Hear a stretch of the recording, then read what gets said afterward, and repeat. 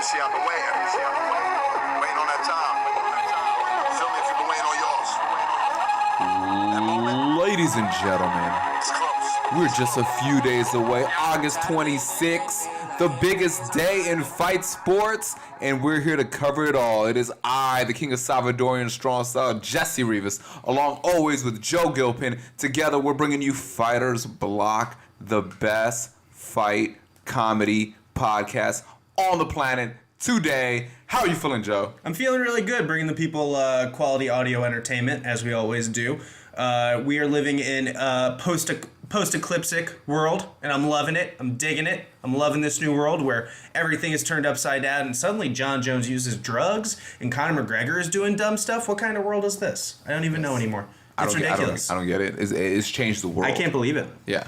I can't believe it. My retina got burned. I don't even know what to start with this week. I don't even know where we're going to go because we have beautiful, one of the best body shot KOs I've ever seen. We have big, huge scandal with the Lance Armstrong of MMA, and we have the fight of the year. In terms of build-up, at least, fight of the year. Let's get started. Where do you want to go? I feel like I'm in a harem. I'm in a harem of fight topics, Jesse. We haven't named this podcast yet, but we know whose poster we're going to put up and what's the first thing we're going to put up in the description of this podcast, which is the biggest fight of the century, the biggest fight of the millennia. Jon Jones versus the Nevada State Athletic. No. Obviously, it's Conor versus Floyd. It's Conor versus Floyd. Everything in America right now, including the sun and the moon, is white and black. It's unbelievable. I'm into it. I'm into it. But is it? Here's my question, okay? There's fights in September. About 8 inches. I'm sorry. You can finish. There's fights in September. Canelo versus Triple G, sold out. There's a fight this weekend. Conor versus Floyd. We're being told it's the biggest fight. Biggest money fight in combat of all time. Sports. They are making a special money belt. They are having slaves made of gold, entirely gold, made for this fight alone. And there's a ton of seats left. You can get a seat right now. If I was in the area, I would wait until Saturday afternoon, 6:30 p.m., buy a ticket immediately. The front, floor side seats are over $100,000. Ugh, can you imagine wasting that? There's no one who's going to be there who's a boxing fan. Nosebleed seats are over $3,000. Nosebleed, like the very top of the arena. I promise wait until Saturday at 5 p.m. Yeah. I promise. Every single time they always drop the price of tickets, and they want that place filled to the rafters. There is just gypsy droves of Irish people hanging out outside.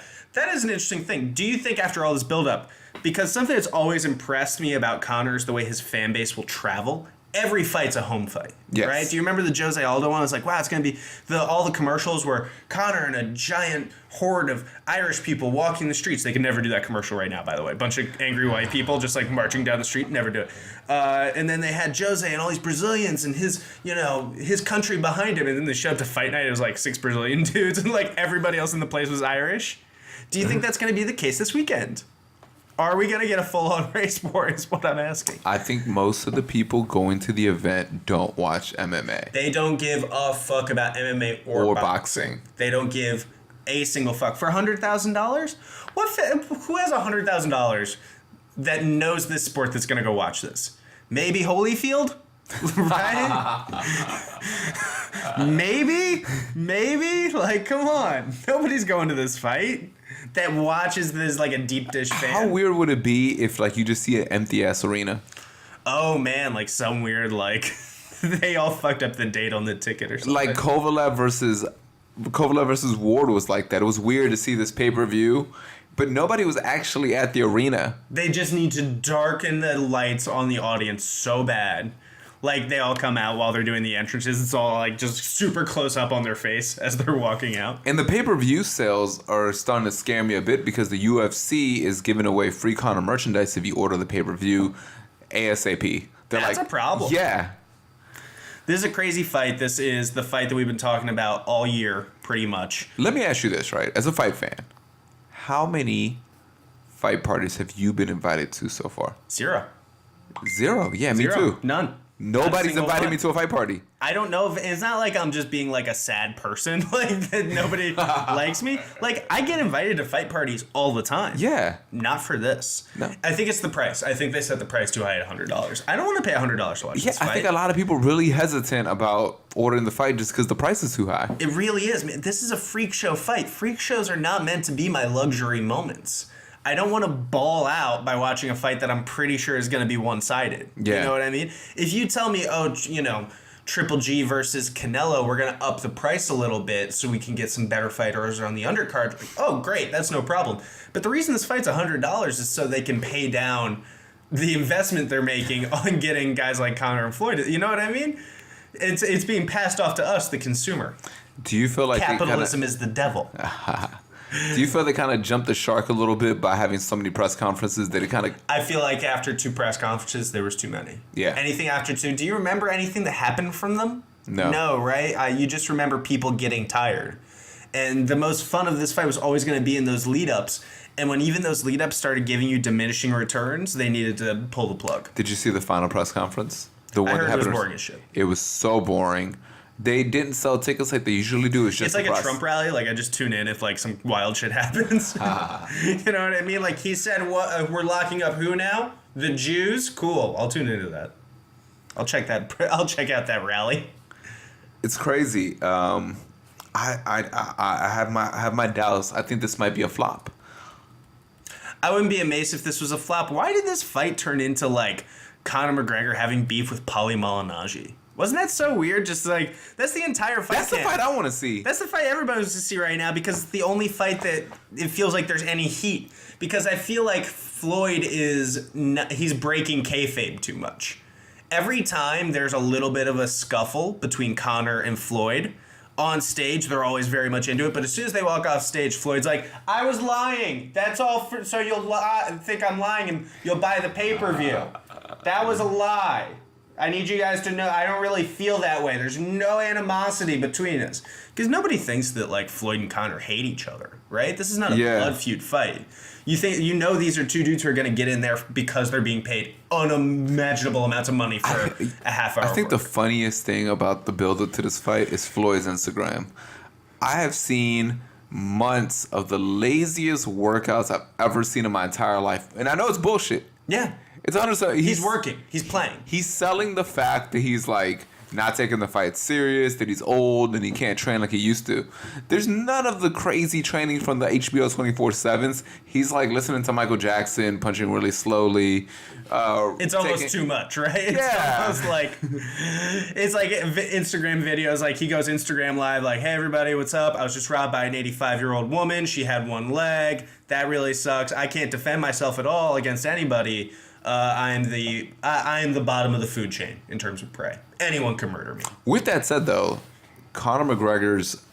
everything we've seen from Conor McGregor's boxing is ridiculously slow compared to what we know Floyd Mayweather as. Yes, very true. If there's any amount of Floyd magic left, he would have to, like, Space Jam style, have had his boxing stolen into a basketball for this fight to, like...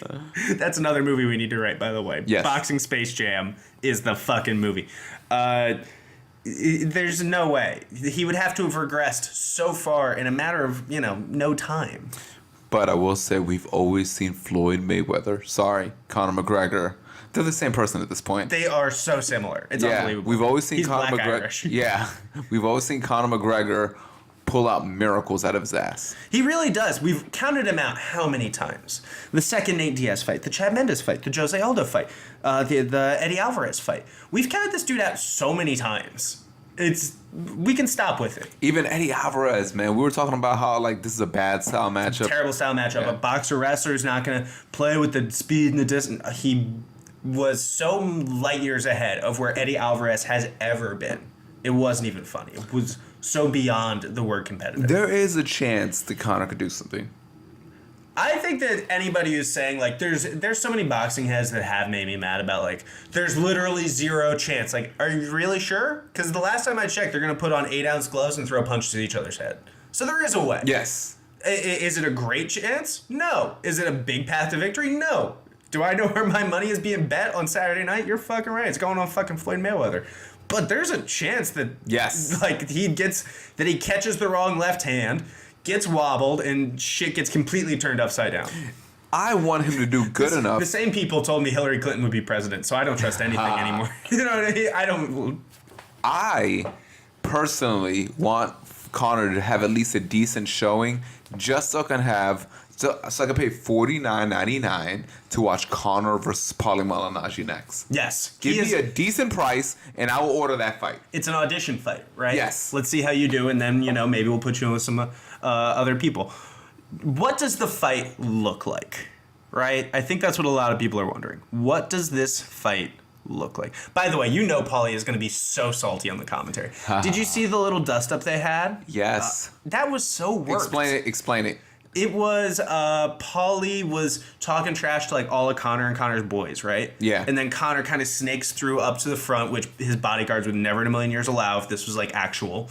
3 days before a fight, I'm going to let you get in range of somebody who obviously wants to beat the shit out of you. No, never in a million years.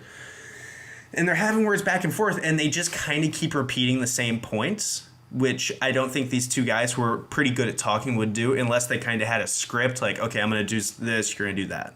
And they just didn't know when to cut it off, right? They didn't know when to drop the mic and walk away. To me, it looks like they were working. It looks like they were trying to sell a fight for later on. I want to see that fight. Yeah, absolutely. They don't need to sell me any further. Paulie Yeah. Malignaggi versus Conor McGregor in boxing. That sounds great. Let's do that. You have absolutely all the sound bites you need. Already. You have the story. He dropped him in sparring. For whatever you want to say. Oh, it was a push. Okay, I don't know what grassy knoll, Zapruder footage push you saw. But if that happens in a boxing fight, That's a knockdown. It's a knockdown. Everybody's going to call it a knockdown. Every judge in the world's going to call it. If this could get any more WWE, this reminds me of when Jesse the Body Ventura was like a heel commentator. So he would root for the bad guy. I think Paulie Malignaggi is going to play that role, and he's going to over-root for Floyd and kind of talk trash about Conor the entire fight. He's going to be like, I just want to be professional. I'm a professional. I'm not going to take sides. But Conor fucking sucks. He can suck my fucking balls. He's going to be your ex-girlfriend drunk on wine in your Instagram comments. That's who he's going to be the entire fight. And Morrow's going to do some kind of crazy pun and try to calm him down. Mamma mia! I love him. I love him so much. He's the best announcer in the world. Even when he's super corny and you're just like, whoa, that was... Do we have to delve into professional wrestling to talk about a historical context for this fight? Because there's almost not a historical... at this high a level, done in a serious manner. Because even when they did, like, James Toney versus Randy Couture in the UFC, it was very much a freak show fight. It wasn't even the main event, let alone the entire card. This is a bigger Inoki versus Muhammad Ali. It really is. It really is. There's no real precedent for this. It's so fucking crazy. What happens if Conor wins? He becomes president excuses? of Ireland. Let's get all the excuses on the table right now, because they're coming.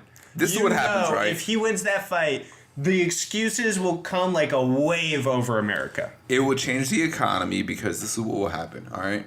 So you know how like there was Brexit, right? Well, True. Northern Ireland will leave the UK and they will unite with regular Ireland to create Super Ireland, and they will elect Conor McGregor as their king, and then they will become a superpower across. I think they'll start taking over nations, like the English did throughout so much of history. For some crazy reason, they just attack Brazil. Yeah, they're just like, this is ours now. We're going to storm your favelas on horseback. He's already given us the game plan. It's like how, like, not to keep going back to the president, but it's like how Trump, every time he says something, he, like, tweeted the opposite thing 4 years ago. You know what I mean? That keeps happening. It's going to be exactly like that, where every time Conor has a kingly plan, it's something he said to an opponent one day. Yeah. The arousal, the smell arouses him. That's what I'm trying to say. I can see that. I mean, I'm people, into it, right? people from Boston, Boston will secede from and join Ireland. It'll be called Western Ireland. It's Westeros. This is how Game of Thrones starts. We're going back in time. Who's going to be the dragon? What does this fight look like? Serious question. Man, that's the selling point. All the way through to the finish. I think I've said on the podcast before, so I'll go first. I think Conor is going to win an early round, at least one early round, if not 2 or 3. Because it's Floyd. Floyd will, he'll fuck around. and then he'll download the data and he'll end up getting, I'm going to guess, I'm going to predict, which is a guess, 5th round TKO. For who? For Floyd Mayweather.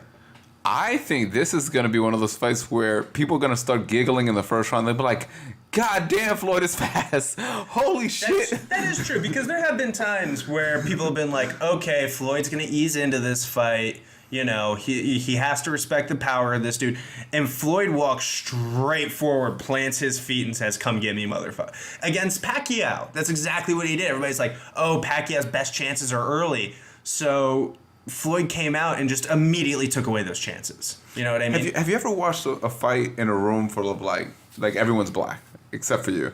I've never been in one of those rooms. Okay, was great. This Floyd is gonna do a performance. Is gonna make the people in the room stand up and walk around, take a lap, and come back and they're like, God damn, Floyd is fast. He's gonna blow your mind. That's the thing. I mean, that's level 4 of black people laughing. It goes all the way from you stupid to walking up and down the aisles. It's going to be like that. It's going to be like that. You're going to have to like... It's one of those things where I think Conor's going to do okay, and then Floyd is going to get... He's going to download the data super quick, but I feel like you're dealing with the difference in speed that most people are really underestimating. And I think that's part of the reason why Floyd is giving those like BS, like sparring videos, those training videos. He's dressed up in a little sailor suit, just trying to make himself look like the biggest bitch possible. Because here's the thing. They recently did the open workout. And when they did the open workout and he hit the bag like at real speed just with one hand, like, you know, how he does the thing. I realized, I was like, oh, Conor doesn't move remotely as quick as that. Nowhere near. But that's the only clip that you saw. In 10 years of boxing training, Conor still wouldn't be doing that. You know what I mean? Like, there's no way. Is there any way that Conor can come out and do a 9-second Jose Aldo? Part of me wants that, right? If that happens, that'll be crazy. And you know what? I believe that is a possibility. It's a possibility. I also think that.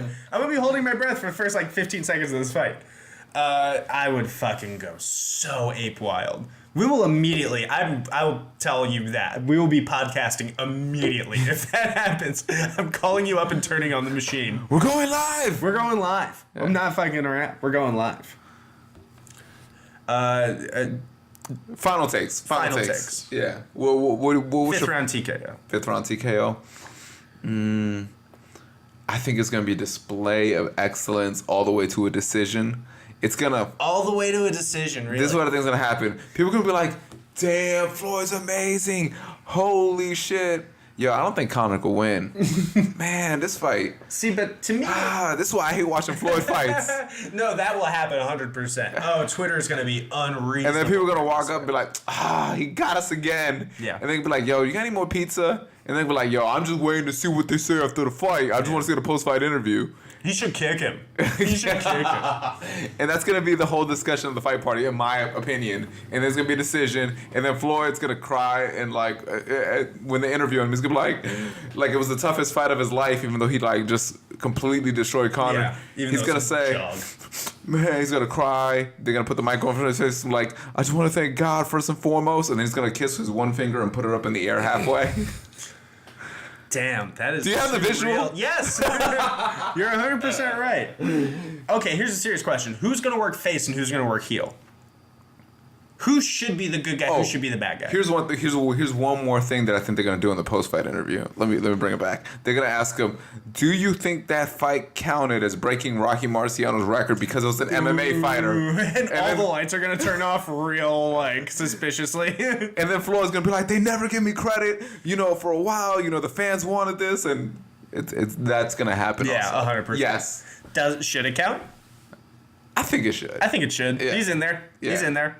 Listen, everybody has some bullshit fights at the beginning of his career. What if he had one more at the beginning of his career? If you look at Rocky Marciano's record, there's some bullshit on there. Let's be fair. Let's be fair about Rocky Marciano. He was a phenomenal fighter. Yes, wonderful. He was 5'8". He was a short heavyweight. He did, but his era wasn't that good.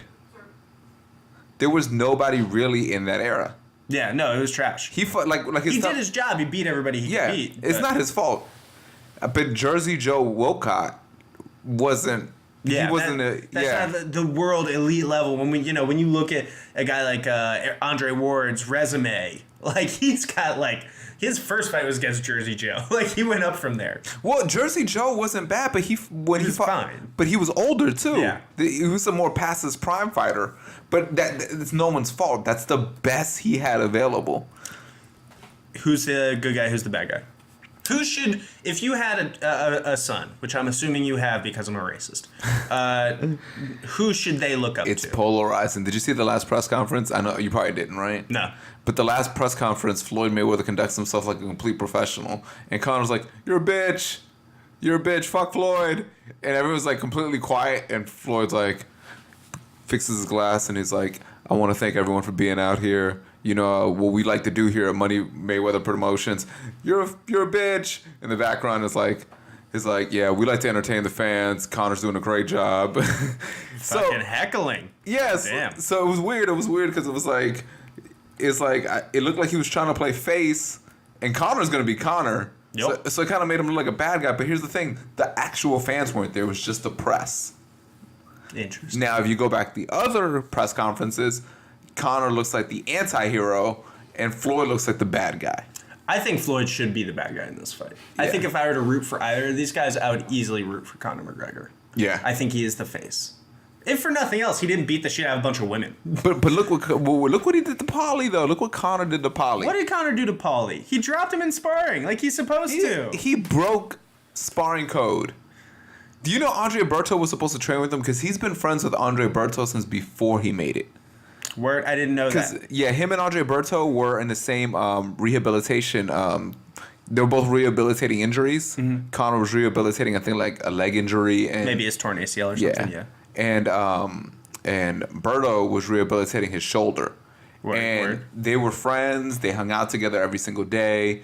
Berto says that, he saw something different in Conor where he said if that guy makes it, he's going to be huge because his personality, he was like, that dude was a trip. Yeah. And he was supposed to come in to spar to help him, but once he released footage of Paulie... Well, he only released footage of Paulie once Paulie But the kind of asked for it. He released the photo. the photos, once he did the photos... But he didn't release the photos. The UFC released the photos, to but be fair. once those photos came out... The photos shouldn't have come out. Absolutely agree with you. That's when Berto said, you know what, I'm going to step back. And other fighters that have been unnamed, but Berto hinted, also decided to decline after that. I'm not amazed. What do you think of, there's just a couple more things I want to touch on here. What do you think of Conor's decision to not go with a traditional boxing coach? He didn't go work with like a Freddie Roach. He stayed with his MMA coach. I think it's smart. I think that's smart too. I really like that. I like that a lot. Like, how much boxing could he really learn in this short period of time? 2 months, honestly. Yeah.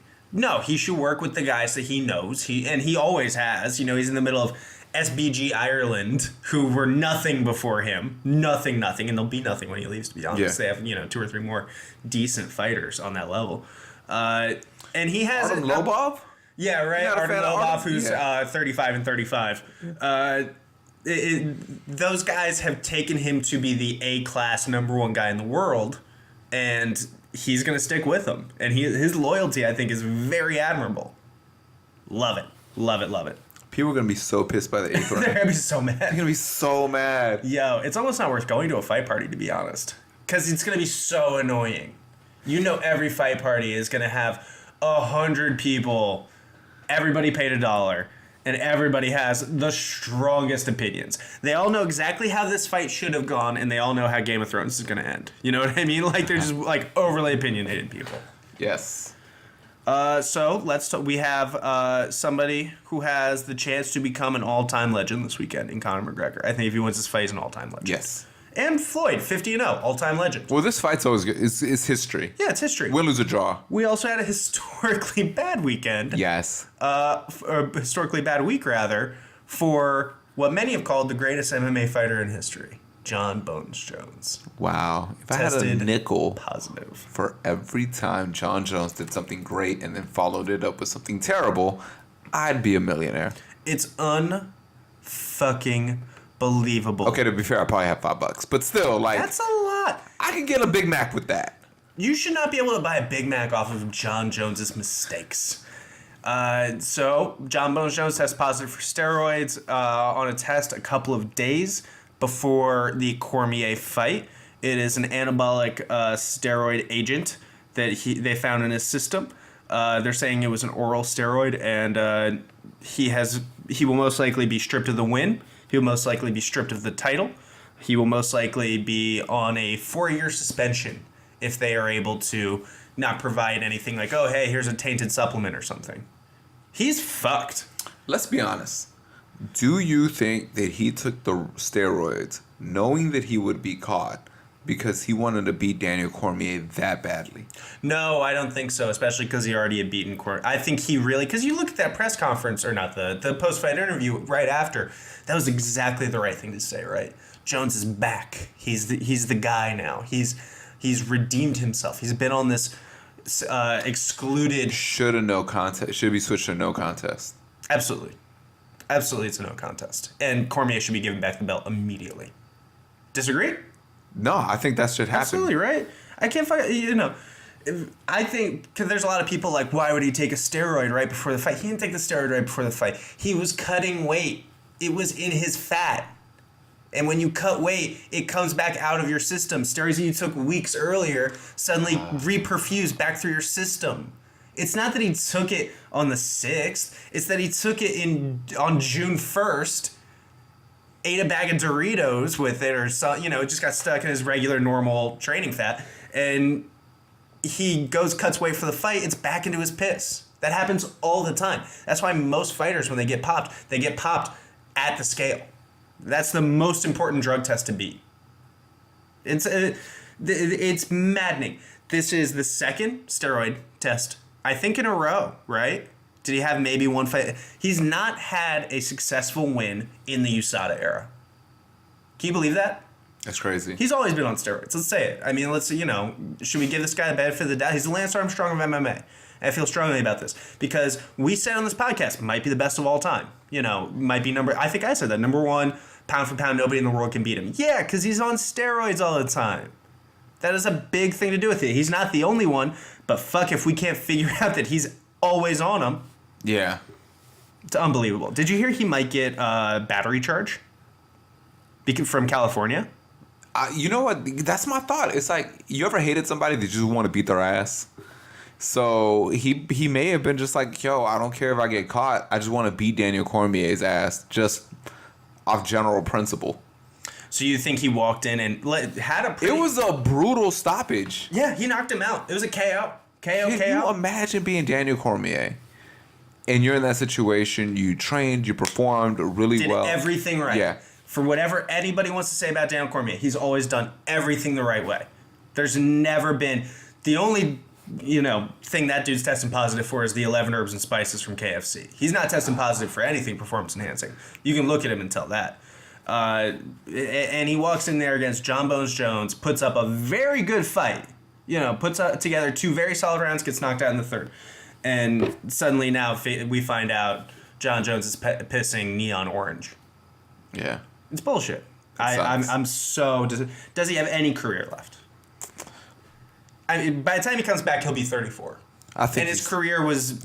He's that good. I believe in him. I think he'll still come back. I'm not happy about it, but I think he'll still come back. But I do feel for Daniel Cormier because he's undefeated besides those 2 Jon Jones fights. Yep. So I think you should make it into a no contest. Like, he doesn't deserve to have that on his record. Absolutely not. Absolutely not. Pull it immediately. And Jon Jones is going to lose out on so much money. Not just the fights in those 4 years, but you're talking about he was looking at fights with... Brock Lesnar. He's looking at fights with Stipe Miocic. He's looking at so many big money fights now. He was back, and now he's gone. Yeah.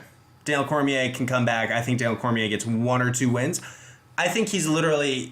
With this Jon Jones steroids test, I may consider Daniel Cormier, in fact, to be the best 205er of all time. Yeah. Because I know he did it clean. Can we say any Jon Jones fight was clean? No. Yeah. No. Because as soon as I started testing seriously, he was done. He can't pass the steroid test. Fuck this guy. One guy who's back. He's the Tyson of our era. He's the Tyson. Yeah. He really is. One guy who's back. He was punished for being too good. Can you believe a fighter being punished for being too good? I'm talking about Guillermo. As someone who can't get Rigondeaux. any dates because women are intimidated by my good looks, yes, I can understand that. Guillermo Rigondeaux beat Nonito Donaire on HBO and was immediately punished for destroying one of the pound for pound best fighters on the planet. Destroying's the word, too. Nobody would fight him. No network would put him on. He was invisible. And then he started talking trash. He stopped being this much. Like, I remember when I heard him speak, he was really mature for his age, and he sounded like an old man. Like, he sounded wise, and he was humble. But because he got slept on for so long, he decided to hit Twitter. He decided to hit social media and started calling out fighters, particularly one guy, Vasily Lomachenko, arguably the pound-for-pound best fighter on the planet. Best fighter on the planet under 135 pounds. Yes. So both of them are two-time gold medalists. This is like a smart fan's dream, right? Yes. This is a boxing head's dream. Two-time gold medalist. So not only did he win a gold medal, he defended a gold medal. Yes. Against a guy who did the exact same thing. Unreal. And both of these guys have zero holes in their game. Yes. Both of them are technical. They're aggressive. They're professional. They're always well-conditioned. They can move. They can counter. Their head movement, their jabs, their game plans, their adjustments. Everything about these guys is it's on track. It's on point. It's on fleek, if I dare may say. But they're different weights. They are 11 pounds. It's 11 pounds, right? I think off the top of my head. But they're offering Guillermo Rigondeaux $1 million What? to move up 2 weight classes to fight Lomachenko. Is it worth it? I think it's 100% worth it. Let me ask you this. Kell Brook versus Triple G. Was that worth it? No. But we knew that wasn't worth it. Did we? I remember at the time thinking that could be okay. I'll say this. Lomachenko doesn't look like he should be 130. He still looks small in that weight class. You saw his last fight. Oh yeah, he's got a little bit of, Like he's cushion for the he's fight. really small for the weight class. He's not a big He's just so 130. talented that he makes it look like it's okay. But that's just because he's so talented. These two are going to meet up at super featherweight, I think it is. Yeah. I am so excited. And for you fans I'm that amazed they're not making if I was Rigondau's camp, I mean $1 million is $1 million. I would see if you could pull Lomachenko down a couple of pounds. You know what I mean? Just to make him cut just a little bit more. yeah, but Just to put the stress on it. to be honest, it's Lomachenko that's making this happen.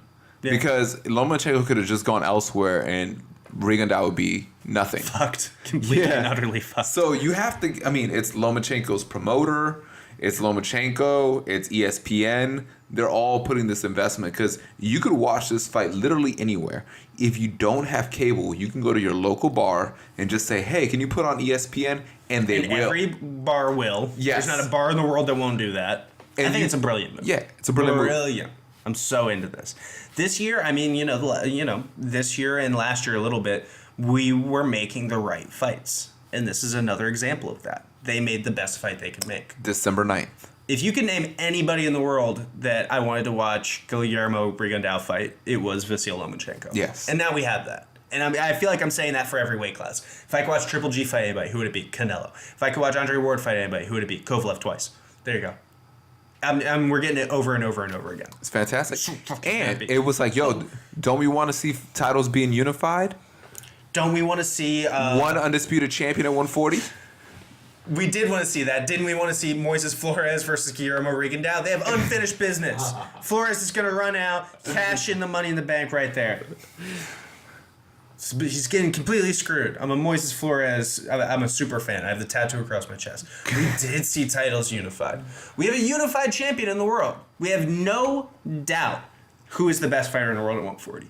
Damn, doesn't that feel good? That sounds fantastic. Aren't you like a little more erect because of that? I know I am.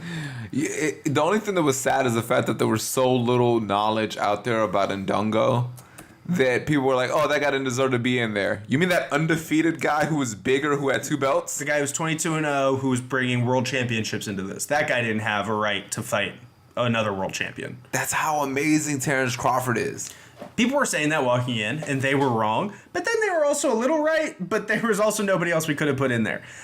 Terence Crawford completely ate up Julius Indongo.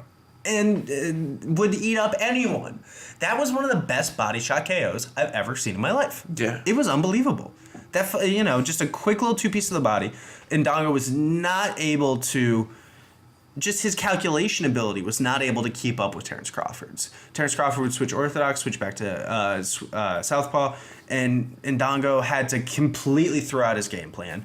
And Terence Crawford was just reeling off the entire time. It was a beautiful performance. It was vicious. amazing. It aroused me. I was very aroused, if I'm being honest. I was rock hard.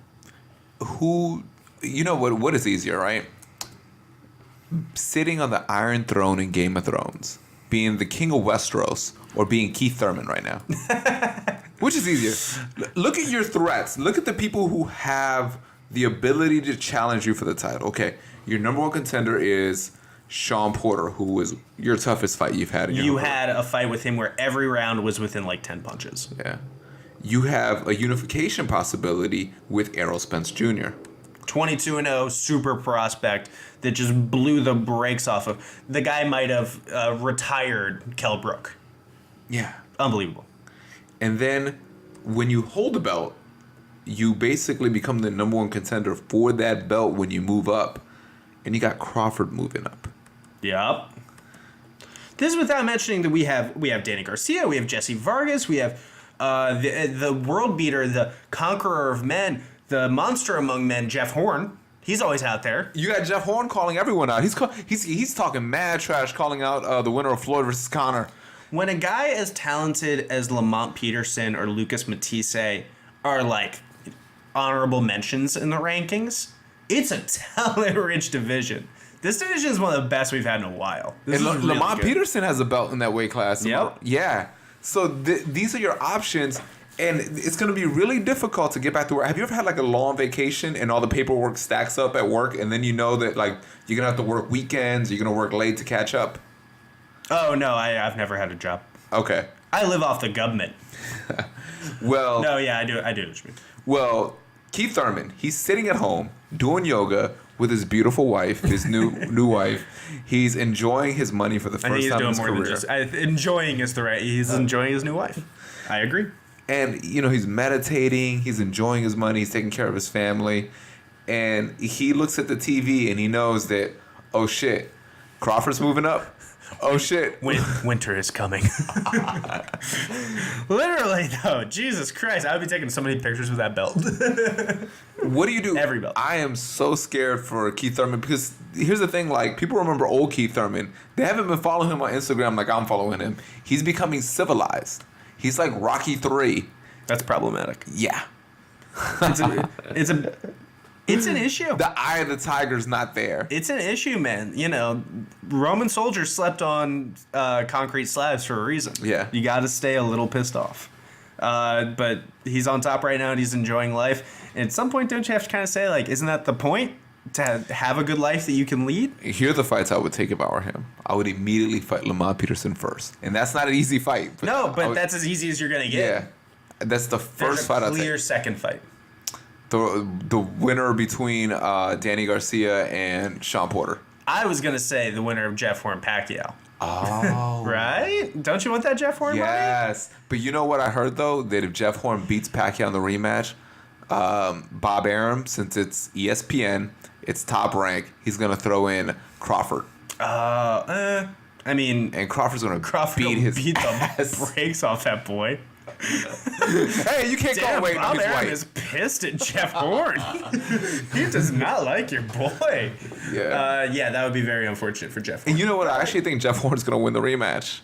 Oh, word? Just statistically. We'll break it down on the show. Statistically, when a fight goes that way, and you give their ages, you give like the punch stats, you give how close it was, you give the fact that it was, it kind of seems like when fights like that happen, usually the loser loses worse in the rematch. It's true.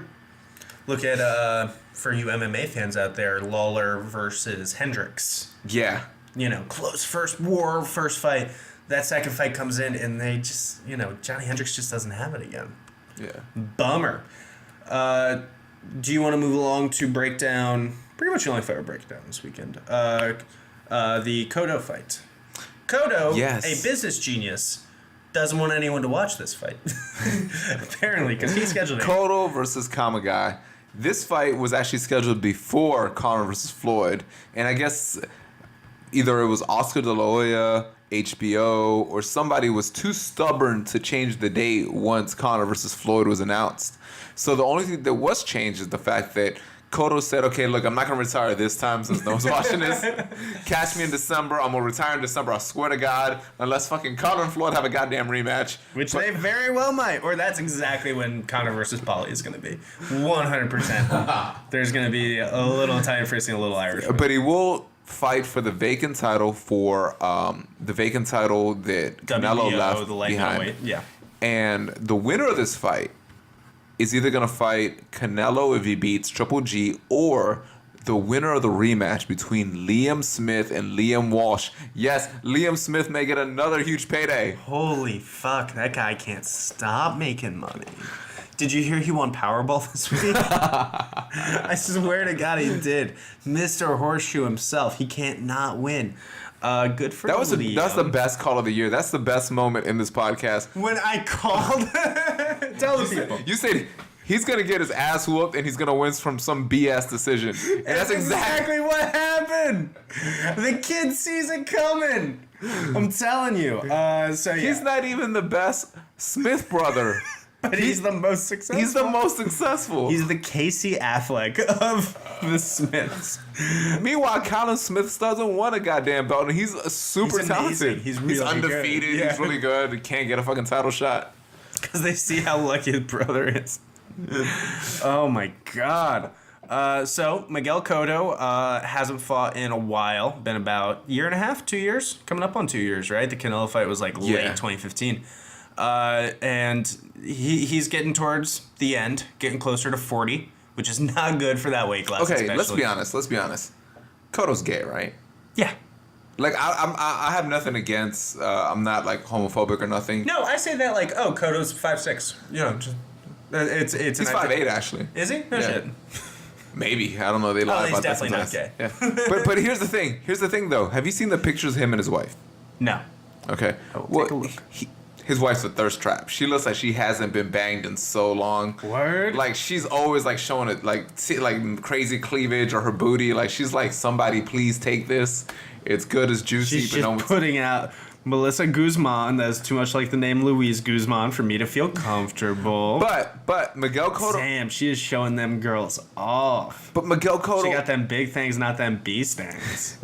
But the thing, Miguel Cotto never looks happy, and she's always like hugging up on Cotto. But then you see Miguel Cotto and his friend. You know that friend who's always with him at 24/7? Oh yeah, his fuck buddy. Yo, it was so weird to see him with like a really like bright shirt, walking around New York, looking proud as hell, holding hands with that dude who looks like he looks kind of like Fluffy, the comedian. Oh yeah. Oh my God, he really does too. He's everywhere. He likes him thick too. Yeah. It would make sense that he would marry that girl and then fuck this dude. Like, they're kind of the same. Here's one of him sitting on his friend's lap. Yes. What is this? If you go on Instagram, if you go on Facebook, there's so many pictures of him looking happily in love with this guy. He's about to get dropped this body shot low, I tell you. I mean, I have nothing against it, but I love that we're talking about maybe this dude's last fight ever. And we're like, top or bottom, what do you think? Like, but here's the thing I will say, it's like, keep it together. Can we just call him like what he should, you know what, he should come out right before the fight, win the title, and be the first openly gay champion. That'd be a good selling point. I can't imagine there's any problem with that. The Latino community is very socially progressive. Oh, by the way, every Puerto Rican that I brought this up to is in denial. They're like, no, that's just his really good friend.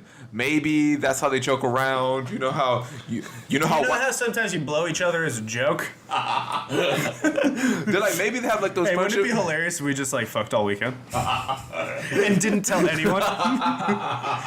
That would crack up everybody. If we just like rammed our cocks on each other's throat, that would be the fucking funniest joke. Did you ever see when he was gonna fight Mayweather? And they had that scene where he couldn't sleep without Cotto, so he had to keep sleeping in Cotto's bed because he's so used to Cotto sleeping next to him. This is this is problematic. Okay, so he's fighting Kama guy. Here's the thing, if you're his wife watching that, how do you explain that? He's playing with all them fucking zeros in your bank account. I would have no problem. Baby, you do what you need to do to keep doing what you're doing. Damn, son. There's no way he comes out as a gay man, even though he most likely is. Not even most likely, just maybe. But he's gonna come out and fight Kamagai to Hey, talk about I know that. this is problematic, but It's highly This is what problematic. ESPN won't talk about. How about that? Yeah, for a reason. That's what sets us apart. This is why you listen to a comedy podcast, because we're gonna talk about the real issues, the stuff you only talk about with your friends inside your living room. The only difference is we got the balls to say it, and we don't have to be false or sugar coated at all. I'm sorry, that's an minimum line. No, I know. Yeah, I think you might have like reversed it halfway through. Is it the kind of have you ever hooked up with a girl that's like got like a job where she needs to be like in charge of stuff? Yes. You know what I mean? And then when you get her into bed, she does not want to be in charge at all. Yes. It's very much like a dominance thing. It's almost kind of like, listen, I don't want to deal with this. You deal with this. Kind of a situation. So you think that- you leave. Do you think he's so alpha and he's so like testosterone driven in the ring that he's just like the biggest bitch boy in the bedroom? Because he sits on the guy's lap and the guy seems to kind of own him. He really kind of does, right? This is very clear. Like the photos I'm looking at right now are very clear body language of ownership. Yeah, it's like Cotto's not the one. He's not the man of the relationship. Yep. Yeah. He did partner with Echo Unlimited, which is not a straight man's brand, I'll tell you. Okay, I didn't know Echo, that. ECKO. I had no clue. Oh, yeah? When I was growing up, it was like a skater brand. Echo Unlimited? I just don't know any straight dudes that wear it. I only know one person that wears it, and he happens to be gay, so I've just like drawn like a comparison from that. Can we fucking talk about this fight now? I've been trying to like just like Yeah, let's talk about the fight. steer into the skid for a while. So if you guys have any free time for your lunch break, go ahead and Google Cotto with his wife and Cotto with his friend. I don't even know his name. But if you write friend, it comes up. Oh yeah, 100%. No, you will find it. I found it. I wish I didn't. I found it. Miguel Cotto friend is now one of the first So things that pops up. Yoshihiro Kamagai, his opponent, is a tough son of a bitch. He's a durable guy. He's busy. He recently beat Soto Karass for whatever that means, and he came to prominence because he had a tough fight with Robert the Ghost Guerrero, which for whatever that means. But he's bigger. He has a great chin. He's gonna be there all night. Cotto does not have power at 154 like he did at 140. So, but he's still a good boxer. So it should be a 12-round decision. I see Cotto looking great and winning, but there is a chance that Father Time could intervene. And if Father Time intervenes and he's a little slow or a little not ready, he could get upset tonight. Especially This if weekend. he has that AIDS. Very problematic. Do you remember when Orlando Cruz came out? Yes. Miguel Cotto put out a statement. I've been Googling like crazy. For many years, Orlandito and I spent time together on the national team of Puerto Rico. We were dear friends, and I congratulate him. I have a great appreciation for Orlandito. This is very sexual. I know it wasn't easy for him, and I congratulate him for his bravery. This for sure sounds like he's like... God, I wish I had the balls. Every sentence, next sentence should be like, "I'll join you one day in coming out." Like, from this point forward, he'll see his life change a lot in ways that he doesn't expect. How do you know that, Miguel Cotto? And things will be much better for him, I guess. But yeah, that's very weird. That's very, very odd. By the way, Orlando Cruz. A funny story. When he was an amateur boxer, he was known as being what's it called, a klepto thief? Kleptomania. Yeah, like he would always steal things. Like that was his thing. Like you knew. Yeah, that's called being a white woman. That's my biggest racial like stereotype. White women shoplift. You know how like if you're good, you elevate the level of your gym. Sure. When he would go to certain gyms in New York and he stole from people that were like, he was gonna be here today, man. We told you not to bring any valuables. Jesus Christ. Like it was that bad. He would steal your heart. So people were like, when he started coming out like that, people were like, maybe it was some kind of way he was dealing with it was by just stealing. Like that was just his thing. What a weird way. Like, I can't fill the hole in my ass, so I'm gonna fill the hole in my bank account. Because have you ever met someone who was in the closet and like they haven't come out? No. What have you heard? I had a friend and it manifested in like he always want to get in fist fights. And he explained it to me when he was finally out. He said that he You would want get a fist fight, then make out? He said it would piss him off that he would see people hook up at the end of the night. But since he was in the closet, he would see like, Yeah. guys he want to hook up with, but he couldn't approach them and he would just get built up with rage. So then he was still kind of like a thug type dude. So he would pick a dude to fight to kind of let go of that frustration, that anger. I'm imagining a lot of soft sniffing during the fight. So I can imagine Orlando Cruz is sitting there What like, if he met I'm another so dude? angry at the sky. What if he met another dude who was doing the same thing? Would they eventually start making out? Yes, right? 100%. That's how every MMA gay porno starts. I'm sure it is. I'm sure it starts with like they throw up a triangle choke and the dude just like rips his pants off and starts working the shot. By the way, down. if you want a good search, go to What your, the fuck are go you to your about to local tell me? go to your local PornMD, UJIS, Pornhub, and do Porn MD? yeah. It's news to me. It's great. Sure. And type in They all are. Japanese wrestling, female wrestling, and they do this whole winner fuck Is loser it thing. all Rin Nakai? No, what they do is Is they, it shoot wrestling? With Is the- it like actual wrestling matches? Because it- Japan's women wrestling is the most dominant grappling team on the planet. They win they just won worlds no, like this it's two hot chicks. week. Okay. And what they do is they fight, and whoever loses, the ref gets the fuck. I love that I took it to a place of like, oh, is this we should talk about the historical implications of this fighting sport. Oh, no, it's just dudes blowing loads on some poor methed out lady. lady. Like, okay, calm down, Joe. So... It's a great search because at first you're like, this is a great match, and then you're like, okay, you lose. Oh, shit's about to go down. Oh, you know what that means. Warm up your vocal cords to get rammed with a dick. I agree that Cotto is going to win. In closing, we predict Cotto to win and to retire in December now against Liam Smith. I believe it's going to end up being somehow in that. 100%. And I think Liam Smith is going to win. He's going to win. He's going to win 100%. I'm not kidding. I think Liam Smith is going to win that fight. And then he'll retire the wealthiest of all the Smith brothers. He's like if Jeff Horn... He's who Jeff Horn thinks he is? Does that make any sense? They can fight. What would even happen if Jeff Horn... And that almost is a super fight to me, just to see, like... Okay, Who's the luckiest son who's of a the bitch? luckiest guy? Like, okay, they're walking to the ring, and Jeff Horn rolls his ankle, but Liam Smith gets shot. Like, and in the fight, both of them just, like, grow extra arms and stuff. Like, they're just, like... Right before the fight starts, Liam Smith gets bitten by a radioactive spider. Like... But Jeff Horn finds a genie. Like, they just keep doing the most ridiculously lucky things of all time. I can't wait. I can't wait. It's the age of super fights. Yes. And that's a super fight we need. Do you have anything else for the people this week, Jesse Rivas? No. Let What? the people know where to get a hold of you. Okay. Put yourself I over. practice this. I'm focused. We've done a lot of Jay episodes. You should have Rivas this down by now. comedy on Instagram. God damn it. I'll do it. It's Jerry Rivas coming on Instagram. It's on Twitter. Y'all can friend him on Facebook, Jesse Rivas. You can like the show, Fighters Block on Facebook. You can email into the show, fightersblockpod@gmail.com.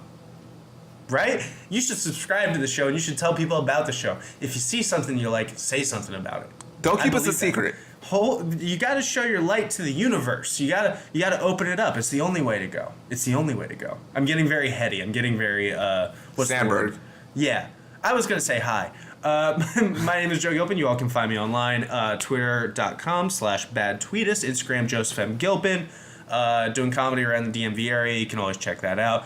Gonna be on the Steel Reel podcast, the DC Draft House podcast, this upcoming Sunday. So that'll be mad dope. And I'm not kidding. If McGregor knocks out Mayweather, we're doing a live reaction. All right, we'll do that. I'm not. Well, like within 12 hours, we're putting out a show. Yes. Somehow, some way. For all of us here at the Fighters Block, love each and every one of you guys. See you guys here on the show next week. Peace. Bye.